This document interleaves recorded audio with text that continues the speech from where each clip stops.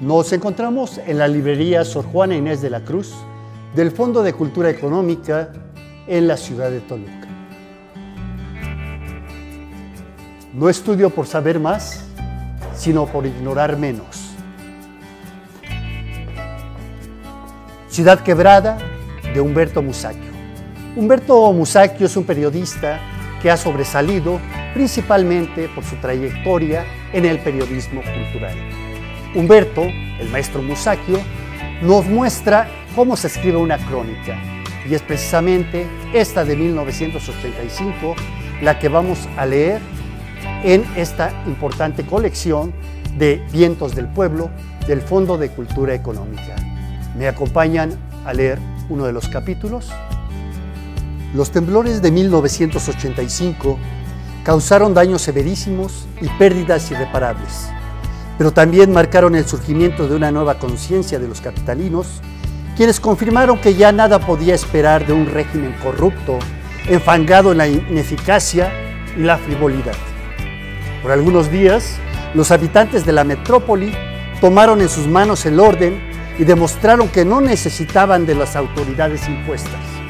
En medio de tan enorme desgracia, aquella sociedad decidió levantarse y se organizó para el rescate de los sobrevivientes y para desenterrar a sus muertos. Humberto Musacchio. La mañana violenta, el 19 de septiembre de 1985, empezó como un día cualquiera. Antes de las 7, en el modesto departamento de la Colonia Obrera, frente a la confluencia de Isabela Católica, diagonal 20 de noviembre y Lucas Alamán, una abuela consentidora celebraba las ocurrencias del nieto que pasaba con ella todas las mañanas. A las 7:19, el niño percibió un extraño movimiento.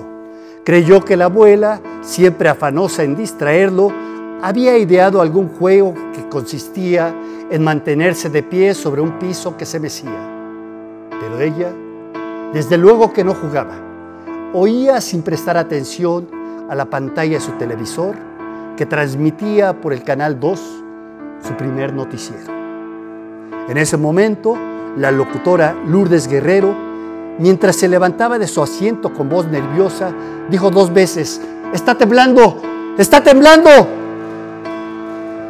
En un instante cesó la transmisión y la abuela despertó apresuradamente al resto de la familia, su marido y 3 hijos adultos, todos en medio del inevitable temor, haciendo lo acostumbrado en estos casos: ponerse de pie y alejarse de las ventanas y de los muebles altos e inestables, mientras aguantaban el bamboleo bajo el quicio de la puerta. Capitalinos más o menos habituados a los temblores acataron las disposiciones de la experiencia y, como en otras ocasiones, trataron de envolver su miedo con bromas sobre el vaivén, las que al prolongarse el movimiento se fueron transformando en órdenes y reclamaciones que caóticamente se daban unos a otros. ¡Agarra al niño! ¡No prendas la luz! ¡Cuidado con ese espejo! Esta vez se hablaban a gritos y sin embargo no se oían. Al crujido del edificio en que se encontraban se unía el estruendo de los muebles y cuadros que chocaban, vidrios rotos, rechinidos, ayes y oraciones que provenían de las casas vecinas. Todo con el fondo de ruidos irreconocibles, graves, profundos, tonos bajos, seguramente entonados por los escombros que caían alrededor. Fray Servando estaba con otra atmósfera. Habían caído algunos edificios. La protección y vialidad estaba a todo lo que daba. La gente se empezaba a movilizar para ver en qué podía ayudar.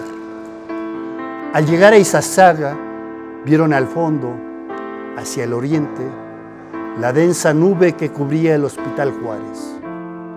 Al sur, frente a ellos, en el conjunto Pino Suárez, los edificios todavía erguidos se habían inclinado a un lado y otro, pero el cadáver de la tercera torre se hallaba tendido en el suelo, atravesando Fray Servando. Esto era terrible. El eje central Lázaro Cárdenas estaba en estas mismas condiciones. La catástrofe se estaba manifestando. El sismo duró 3 minutos y fue de 8 grados en la escala de Mercalli y de 7.8 grados en la escala Richter.